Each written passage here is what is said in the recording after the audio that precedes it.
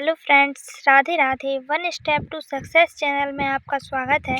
आज से हम 6th क्लास की ज्योग्राफी स्टार्ट करने वाले हैं। तो आइए देखते हैं फर्स्ट चैप्टर, सौरमंडल में पृथ्वी, the earth in the solar system. सबसे पहले हम ज्योग्राफी का इंट्रोडक्शन देखेंगे। तो ज्योग्राफी ग्रीक भाषा के दो शब्दों से मिलकर बना है, जियो प्लस ग्राफोस। जियो का अर्थ होता है पृथ्वी या भू, अथवा ग्राफोस का अर्थ होता है वर्णन या अध्ययन करना। ज्योग्राफी का शाब्दिक अर्थ है पृथ्वी का अध्ययन करना। भूगोल के जनक अथवा पिता हिकेटियस को कहा जाता है, क्योंकि हिकेटियस ने अपनी पुस्तक जेस पैरेडोस में उस समय ज्ञात विश्व के भौगोलिक तत्वों का प्रथम क्रमबद्ध वर्णन प्रस्तुत किया था। इसलिए हिकेटियस को भूगोल का पिता कहा जाता है। भूगोल शब्द का सर्वप्रथम उपयोग इरास्टोस्थेनीज ने किया था। इरास्टोस्थेनीज को व्यवस्थित भूगोल का जनक तथा वैज्ञानिक भूगोलवेत्ता कहा जाता है। इसका कारण है कि इरास्टोस्थेनीज ने सर्वप्रथम धरती की परिधि नापने का प्रयास किया था, वहीं अक्षांश और देशांतरों के विकास में भी योगदान दिया।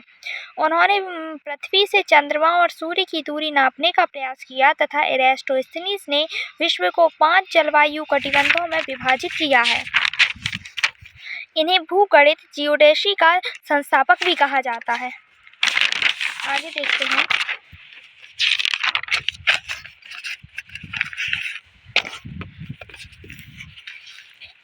पूर्ण चंद्रमा को एक महीने में एक बार देख सकते हैं।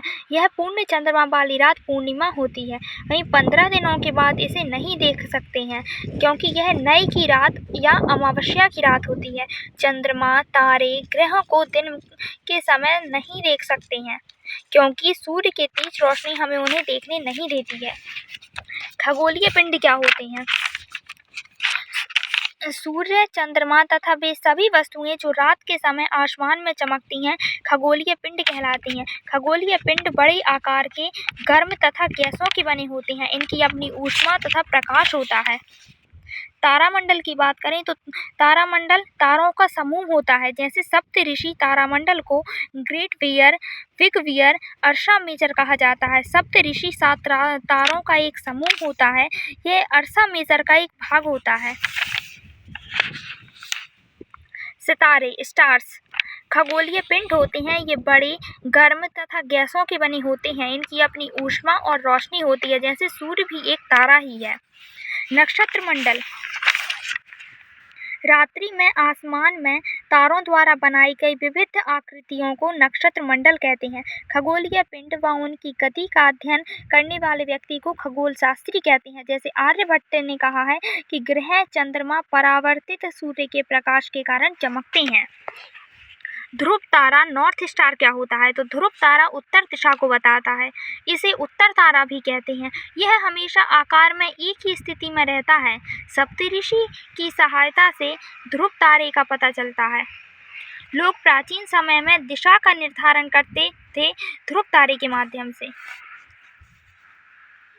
ग्रह, प्लैनेट्स, ग्रह खगोलीय पिंड होते हैं। अपना ताप व प्रकाश नहीं होता है। ये तारों की रोशनी से चमकते हैं। पृथ्वी एक ग्रह है। यह निकटतम तारे सूर्य से अपनी सारी ऊष्मा, ऊर्जा तथा प्रकाश लेता है। नेक्स्ट है सौरमंडल, द सोलर सिस्टम। तो सोलर सिस्टम में सूर्य, 8 ग्रह, उपग्रह, क्षुद्र ग्रह, उल्कापिंड आदि मिलकर सौरमंडल का निर्माण करते हैं।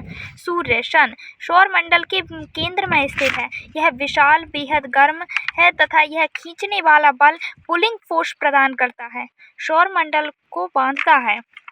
सौरमंडल के लिए ऊष्मा प्रकाश का स्रोत है तथा पृथ्वी से 15 करोड़ किलोमीटर की दूरी पर स्थित है। अब है सौरमंडल में 8 ग्रह कौन कौन से हैं? तो बुध, मरकरी, शुक्र, वीनस, पृथ्वी, अर्थ। नेक्स्ट है मंगल, मार्स, बृहस्पति, जुपिटर, शनि, सैटर्न, यूरेनस और नेपच्यून। सूर्य और क्षुद्र ग्रह के बीच पाए जाने वाले ग्रहों को आंतरिक ग्रह या इनर प्लेनेट कहा जाता है। ये सूर्य के नज़दीक होते हैं तथा ये चट्टानों से बने होते हैं। और एक्सटर्नल प्लेनेट सूर्य से दूर होते हैं तथा बड़े आकार के होते हैं, गैसों तथा तरल पदार्थों से बने होते हैं। जुपिटर, सैटर्न और यूरेनस के चारों ओर परिक्रमा छल्ले हैं।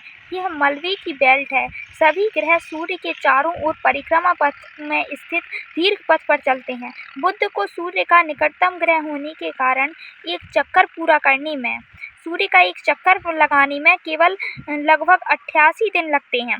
शुक्र को पृथ्वी का जुड़वा भी माना जाता है क्योंकि वह आकार में पृथ्वी के ही समान है। वर्ष 2006 तक प्लूटो को एक ग्रह माना जाता था, परंतु अंतर्राष्ट्रीय खगोलीय संगठन ने फिर प्लूटो को बौने ग्रह की श्रेणी में रखा। पृथ्वी अर्थ यह सौरमंडल का सबसे यूनिक प्लेनेट है क्योंकि यहाँ जीवन के लिए अनुकूल परिस्थितियाँ मिलती हैं। यह न बहुत गर्म है न बहुत ठंडा है तथा यहाँ पानी, हवा, ऑक्सीजन आदि पर्याप्त मात्रा में उपलब्ध है जो जीवमंडल के लिए अत्यंत आवश्यक है।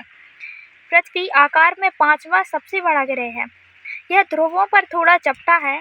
इसके आकार को भूभाग कहा जाता है। भूभाग का अर्थ है पृथ्वी जैसा आकार। अंतरिक्ष से देखने पर पृथ्वी नीले रंग का दिखाई देता है क्योंकि 2/3 सतह पानी से ढकी हुई है, इसलिए इसे नीला ग्रह भी कहा जाता है। उपग्रह सैटेलाइट्स की बात करें तो खगोलीय पिंड ग्रहों के चारों ओर घूमते हैं। मानव निर्मित उपग्रह एक कृत्रिम पिंड है। आर्टिफिशियल सैटेलाइट्स एक रॉकेट द्वारा लाए जाते हैं और पृथ्वी के चारों ओर कक्षा में स्थापित किए जाते हैं। भारत का सबसे पहला आर्टिफिशियल सैटेलाइट आर्यभट्ट था तथा अन्य उपग्रह भी हुए जैसे इनसैट, IRS, एस्ट्रोसैट इत्यादि। चांद मून की बात करें तो यह उपग्रह है। पृथ्वी का एकमात्र उपग्रह है जो पृथ्वी के चारों ओर घूमता है। इसका व्यास पृथ्वी के केवल 1/4 है। बड़ा इसलिए दिखाई देता है क्योंकि अन्य खगोलीय पिंडों की तुलना में यह पृथ्वी से अधिक निकट है, इसलिए चंद्रमा का आकार बड़ा दिखाई देता है। सूर्य के प्रकाश से चमकता है। पृथ्वी से इसकी दूरी 3,84,000 किलोमीटर है। पृथ्वी पर चंद्रमा की रोशनी आने में 1.3 सेकंड का टाइम लगता है। लगभग 27 दिनों में पृथ्वी का एक चक्कर लेता है। इतने ही समय में अपने अक्ष पर एक चक्कर लगाता है। इसलिए पृथ्वी पर चांद का केवल एक तरफ का हिस्सा दिखता है।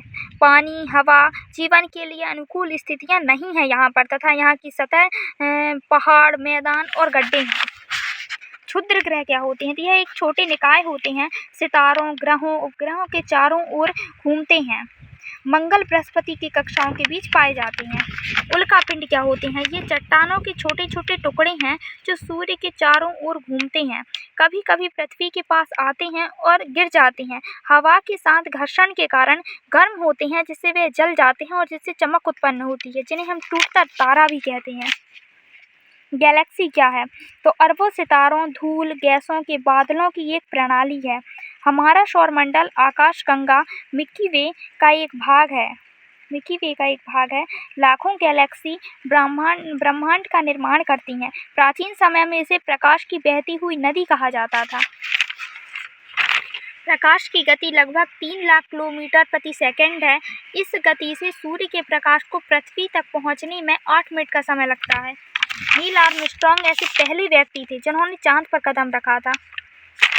20 जुलाई 1969 को सबसे पहले चंद्रमा की सतह पर कदम रखा था।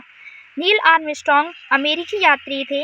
इन्हें एरोस्पेस इंजीनियर, नौसेना विमान चालक, टेस्ट पायलट, यूनिवर्सिटी की प्रोफेसर तथा इन्हें अनेक पुरस्कार भी मिले जैसे प्रेसिडेंटल मेडल ऑफ फ्रीडम का national space medal of honour. इनकी शिक्षा थी BS MS। 12 अन्य लोग भी थे जो चांद पर गए, जिसमें नील आर्मस्ट्रांग जो 20 जुलाई को 1969 में अमेरिका के अपोलो 11 मिशन से गए, बज़ एल्ड्रिन अपोलो 11 से, पेटे कॉनरॉड नवंबर 1969 अपोलो 12 मिशन से, Alan Bean Apollo 12, Alan Shepard फरवरी 1971 Apollo 14, Edgar Mitchell Apollo 14, David Scott अगस्त 1971 Apollo 15, James Irwin, John Young Apollo 16, Charles Duke 1975 Apollo 16, Eugene Cernan Apollo 17, Harrison Schmitt Apollo 17।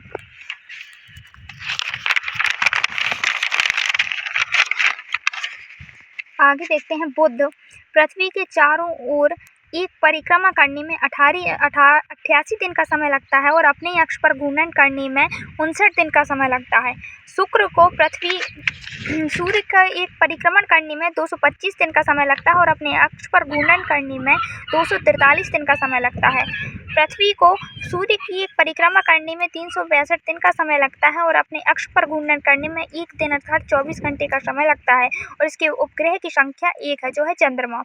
मंगल को सूर्य की परिक्रमा करने में 687 दिन का समय लगता है और अपने अक्ष पर घूर्णन करने में 1 दिन का समय लगता है। इसके उपग्रहों की संख्या 2 है। बृहस्पति को सूर्य की एक परिक्रमा करने में 11 महीने का समय लगता है और अपने अक्ष पर घूर्णन करने में 9 घंटे 56 मिनट का समय लगता है। इसके उपग्रहों की संख्या 16 है। शनि को सूर्य की परिक्रमा करने में 29 साल 5 महीने का समय लगता है और अपने अक्ष पर घूर्णन करने में 10 घंटे 40 मिनट का समय लगता है। इसके उपग्रहों की संख्या 30 से भी अधिक है। यूरेनस को सूर्य की एक परिक्रमा करने में 84 साल का समय लगता है और अपने अक्ष पर घूर्णन करने में 17 घंटे 14 मिनट का समय लगता है। इसके उपग्रहों की संख्या 17 है। नेपच्यून को सूर्य का एक परिक्रमा करने में 164 साल का समय लगता है और अपने अक्ष पर घूर्णन करने में 16 घंटे 7 मिनट का समय लगता है। इसके उपग्रहों की संख्या 8 है। चैप्टर कंप्लीट हो गया है। एक बार और देखते हैं।